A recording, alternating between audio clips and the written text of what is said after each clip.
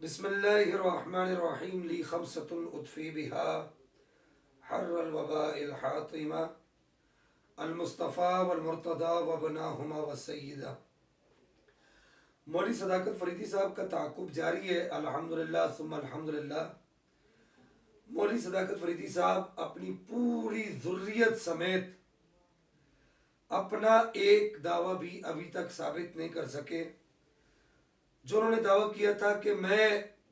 اس بات کا پابند ہوں کہ میں سند دکھاؤں گا، اور یہ آپ کو ایک خبط ہے، آپ کو یہ غلط فہمی ہے کہ میں اس سند کا انقطاع دور نہیں کروں گا۔ تو میری جان، اگر میری ذمہ داری ہے کہ یہ میں انقطاع دور کروں، اور میں انشاءاللہ کروں گا، ایسا نہیں ہے کہ نہیں، وہ آپ کو ایک وہم ہے، ایک خبط ہے۔ ایک طرف انہوں نے یہ کہا کہ میں سند کا انقطاع دور کروں گا، دوسری طرف پھر وہ بعد میں معافیہ مانگنے لگے کہ اور لاہور پڑھنے لگے کہ میں سند کا انقطاع دور کیوں کروں۔ ہی نہیں ہے، کیا جھوٹ بولا ہے کہ ایک 400 سال بعد ایک مؤلف کتاب تالیف کر رہا ہے، وہ ایک اعتماد کو سامنے لا رہا ہے، پھر اس پر مجھ پر اعتراض کیا جا رہا ہے کہ درمیان میں اتصال پیدا کروں۔ لا حول ولا قوت الا باللہ۔ وہ اتصال کی ذمہ داری ان کی ہے، ابھی جو ان کی ایک ویڈیو جو ویڈیو اپلوڈ ہوئی ہے، اس میں انہوں نے یہ بات کہی کہ میں ایک بہت بڑا کام کر آیا ہوں،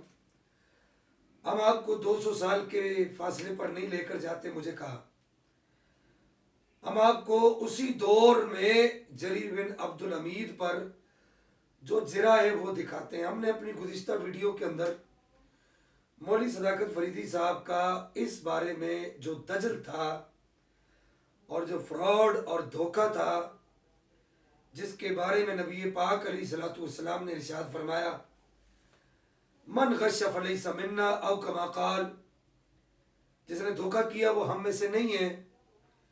تو مولوی صداقت فریدی صاحب نے وہ دھوکہ کیا، دجل کیا، اور جارے کو مجروح بنا کر پیش کیا۔ جریر بن عبدالحمید جرح کر رہے تھے حارث بن حسیرہ پر۔ یہ آپ کے سامنے وہ پیج آ بھی رہا ہے، سوالات ابی عبید الآجری کا۔ اور انہوں نے کہا کہ جی امام ابو داؤد سجستانی سے جریر بن عبدالحمید کے بارے میں پوچھا گیا، حالانکہ ایسا نہیں ہے۔ امام ابو داؤد سجستانی سے جریر بن عبدالحمید کے بارے میں نہیں پوچھا گیا۔ وہ جو جرح پیش کر رہے تھے اس کا ایک نسخے میں نمبر 61 ہے اور ایک نسخے میں نمبر 84 ہے، اور دونوں میں امام ابو داؤد سجستانی سے، جن کا سن ولادت 202 ہجری اور سن وفات 275 ہجری ہے، ان سے یعنی امام ابو داؤد سجستانی سے حارث بن حسیرہ کے بارے میں پوچھا گیا، تو انہوں نے یہ کہا کہ میں نے ابو غسان سے سنا، اور ابو غسان نے جریر بن عبدالحمید سے سنا۔ وہ یہ کہا کرتے تھے کہ حارث بن حسیرہ زیادہ دیر خاموش رہنے والے تھے، یعنی خاموشی اختیار کرتے تھے، اور تشیع میں جو ہے وہ امر عظیم کا معاملہ جو ہے وہ کرتے تھے۔ اب یہ امر عظیم کو مولوی صداقت فریدی صاحب نے، ہم نے ان کی ایک ویڈیو سنی، وہ فیصل آباد کے ایک مفتی صاحب رضوی صاحب، ان کا رد کرتے ہوئے کہہ رہے کہ جی یہ امر عظیم یہی تھا کہ وہ غالی تھا، وہ حضرت سیدنا امیر معاویہ رضی اللہ تعالیٰ وارضہ عنہ پر جرح کیا کرتا تھا، تبرہ کیا کرتا تھا۔ قبل اس کے کہ میں مزید گفتگو کروں، میں یہاں پر سوال کروں گا سب لوگوں سے کہ میں نے ایک حوالہ دکھایا تھا تاریخ دمشق کا،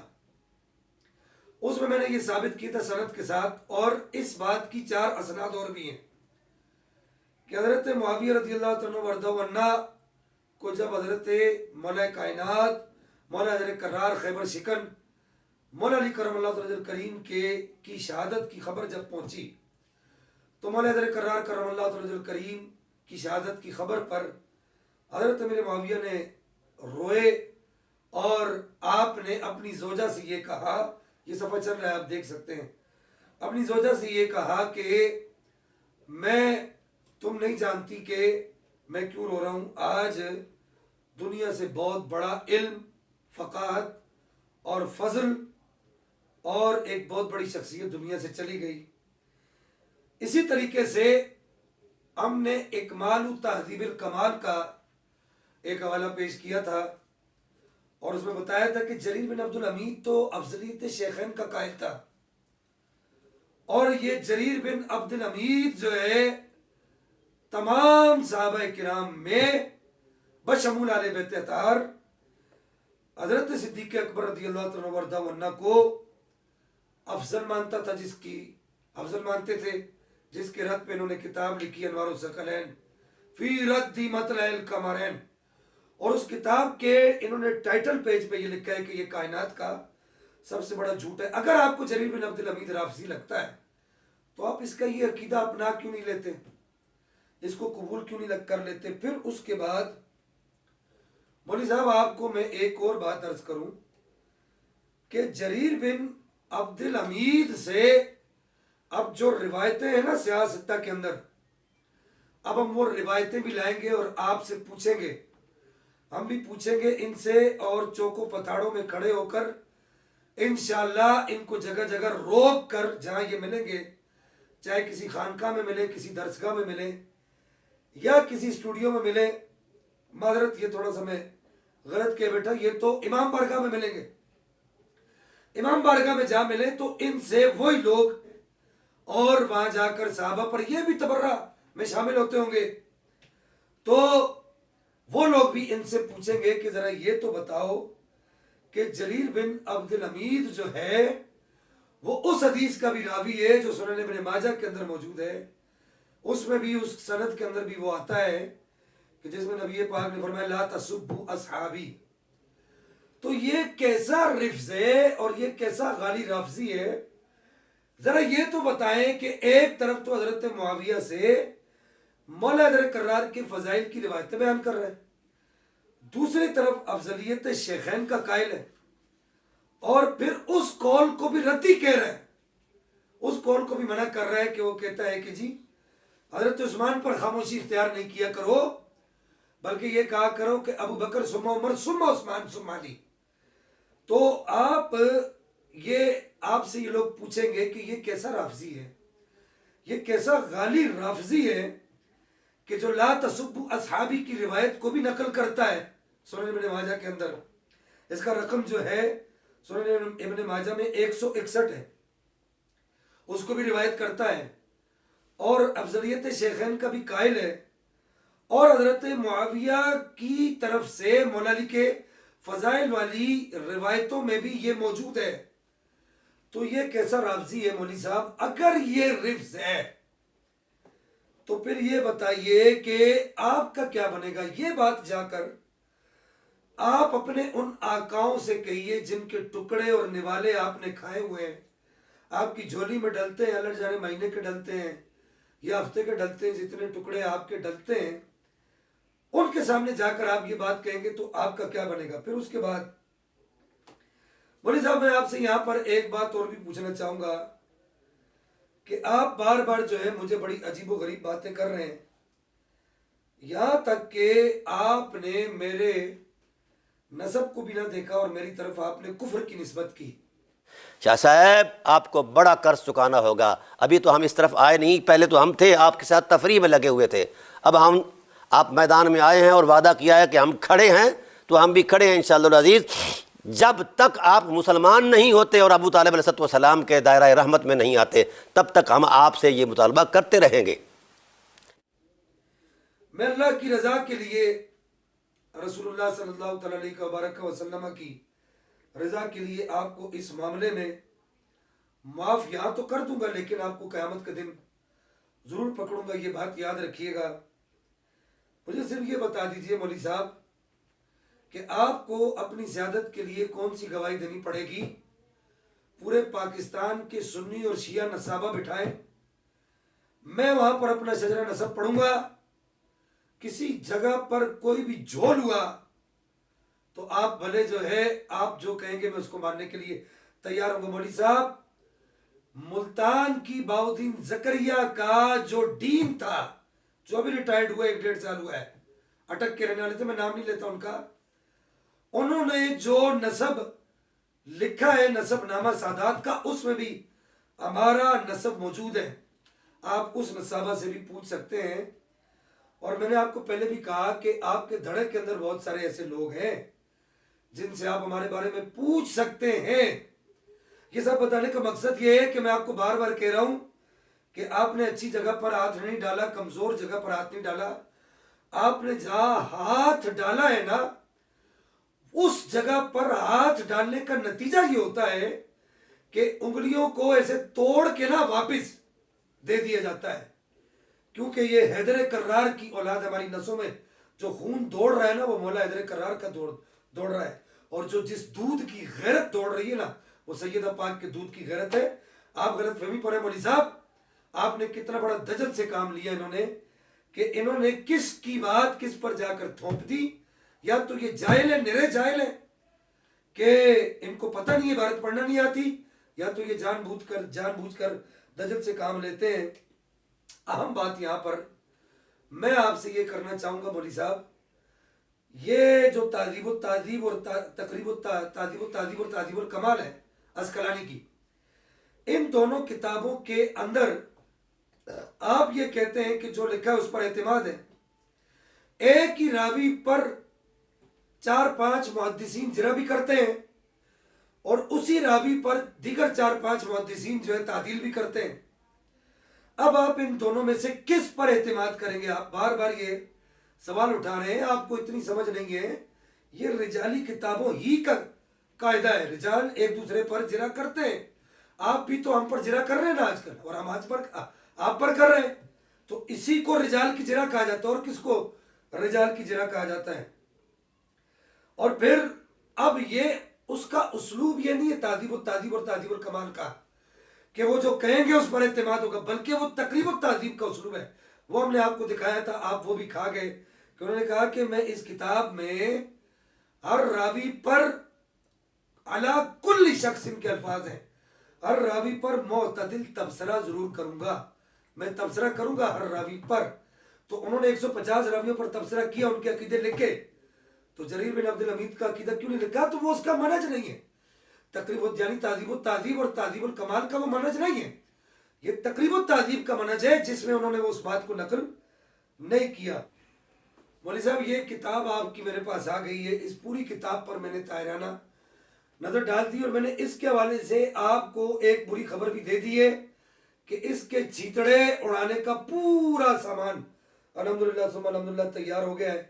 اس پوری کتاب میں میں کہنا یہ چاہ رہا تھا کہ اس پوری کتاب میں جو آپ نے جن کو شیعہ غالی رافضی کہا ہے، یہ دعویٰ ہمارا تھا، شیعہ غالی رافضی آپ نے کہا ہے، ان کے شیوخ کون ہیں یہ بھی تو بتائیں۔ ہونا تو یہ چاہیے تھا کہ آپ کو کہنا چاہیے تھا کہ اگرچہ برسبیل تنزل میں یہ بات کر رہا ہوں، اگرچہ یہ وہ والا تشیع نہیں ہے جو آپ جن کے پاس جا کے مجلس سے پڑھتے ہیں، یہ وہ والا تشیع نہیں ہے جو محدثین کیا جس کو تشیع کہا جاتا ہے، وہ والا نہیں ہے، لیکن ان کے مشائخ کون ہیں؟ وہ سنی ہیں۔ تو یہ نعرہ آپ کیا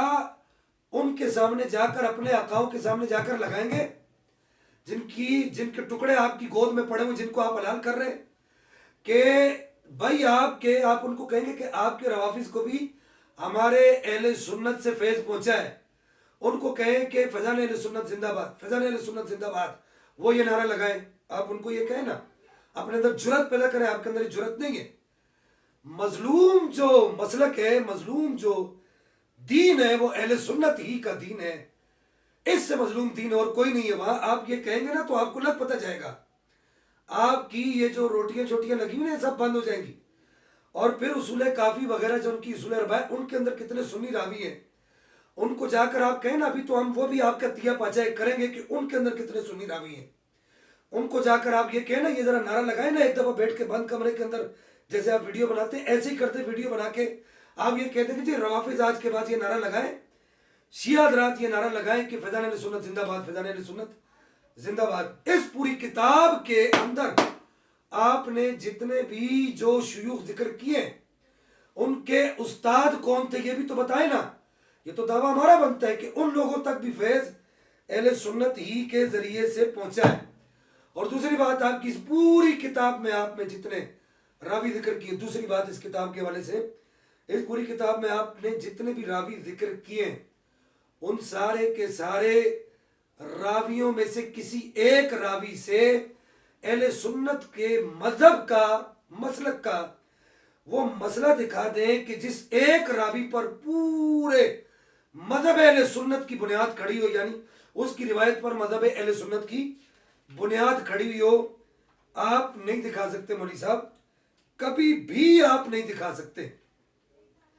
اور آپ مناظرے کی بات کر رہے ہیں، مناظرہ اگر ہوگا، آپ سے بات چیت ہوگی تو اصول پر ہوگی. ہم نے آپ کو پہلے بھی اصول مناظرہ پر ہوگی، اصول مناظرہ سے ہٹ کر نہیں ہوگی. اور مناظرہ کے اصول وہی ہے کہ معاون بھی ہوتا ہے، صدر بھی ہوتا ہے، سب ہوتے ہیں. آپ کو پہلے کہہ دیا ہے کہ آپ کے گھر پر بھی نہیں ہوگا، ہمارے گھر پر بھی نہیں ہوگا. مناظرہ اگر ہوا، آپ کے اندر ہمت ہوئی، جرت ہوئی، دم خم ہوا. یہ آپ کو غلط فہمی ہے کہ آپ لوگوں کو بیوقوف بنا رہے ہیں تو سب لوگ بیوقوف بن جائیں گے. انشاءاللہ اب آپ کی حقیقت لوگوں تک پہنچے گی. اگر آپ کے اندر جرت ہوئی، دم خم ہوا، تو مناظرہ کسی بیچ کی جگہ میں ہوگا، بیٹھ کر بات ہوگی، خفیہ بات ہوگی. یہ جو نقش عمل کا آپ نے بہانہ بنایا یہ نہیں ہوگا، بالکل ایسا نہیں ہوگا. اور پھر اس کے بعد آپ پر یہ قرض ہے، میں نے آپ کو سنن ابن ماجہ کی وہ جو روایت جو میں نے آپ کو پیش کی ہے، لا تسبوا اصحابی، اس میں جریر بن عبد الحمید موجود ہے. اب آپ کیا کہیں گے؟ جا کے آپ ان کو، آپ اپنے آقاؤں کو کہیں جن کے آپ ٹکڑے جو آپ استعمال کرتے ہیں، کھاتے ہیں، ان کو جا کے کہیں کہ جی یہ تو جو ہے نا لا تسبوا اصحابی والی روایت کا بھی یہ راوی ہے. اصل بات یہ ہے کہ ڈھیٹ اور بے شرم دنیا میں دیکھے ہیں بہت، سب پہ سبقت لے گئی ہے بے حیائی آپ کی. اور آخر میں آپ کو یہ بات عرض کر دوں کہ الحمدللہ ثم الحمدللہ ہم امام حسن کی اولاد ہیں. ہم امام حسن کا دفاع کرنا بھی جانتے ہیں. حضرت معاویہ کے مسئلہ پر آپ کو پوری تسلی کرائی جائے گی. اس غلط فہمی سے بھی آپ دور رہیے گا کہ آپ کو تسلی نہیں کرائی جائے گی. ابھی وہ بات نہیں ہے. ابھی ہمارا دعویٰ یہ ہے، جو آپ نے ایک پھل جڑی چھوڑی تھی نا، ابھی تک آپ اس کو نبھا نہیں سکے. سند کا انقطاع دور کریں. آپ کبھی بھی اس سند کا انقطاع دور نہیں کر سکتے. اللہ